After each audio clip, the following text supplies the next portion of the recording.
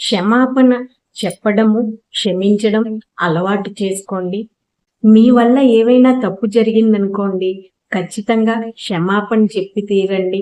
దాని నుంచి పాఠం నేర్చుకోండి. అంటే దాని నుంచి అంటే ఆ చేసిన తప్పుల నుంచి మీరు పాఠం నేర్చుకోండి. మిమ్మల్ని మీరు క్షమించుకోండి. మళ్ళీ ఆ తప్పుని ఎప్పుడూ పునరావృతం కాకుండా చూసుకోండి.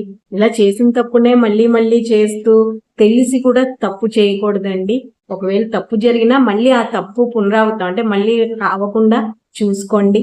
ఇతరులు ఒకవేళ తప్పు చేశారనుకోండి, స్వభావము తీవ్రతను బట్టి స్పందించండి మీరు.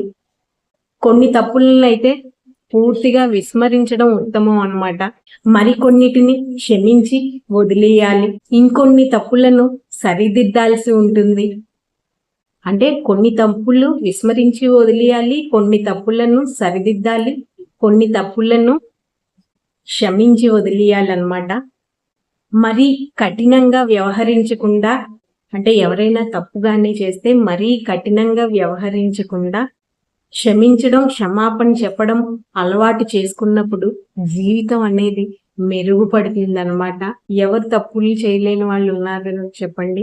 ఎవరో ఒకళ్ళు మన లైఫ్‌లో ఏదో ఒక తప్పు చేస్తూ ఉంటాము. మరీ చిన్న తప్పులనైతే అంటే ప్రతిరోజు చిన్న చిన్న తప్పులు జరుగుతూ ఉంటాయి. వాటిని విస్మరించండి. ఒకవేళ మరీ కొంచెం పెద్ద తప్పు అయితే దాన్ని సరిదిద్దడానికి ప్రయత్నించండి. మరికొన్నిటిని క్షమించి వదిలేయండి.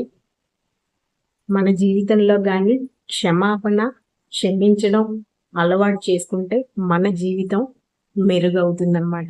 మనం కానీ క్షమాపణ, క్షమించడం అలవాటు చేసుకుంటే మన జీవితం మెరుగుపడుతుంది. గుర్తుంచుకోండి. ఈ వీడియో కానీ నచ్చితే ప్లీజ్ లైక్ చేయండి. మా ఛానల్ సబ్స్క్రైబ్ చేసుకోండి. Okay, thank you.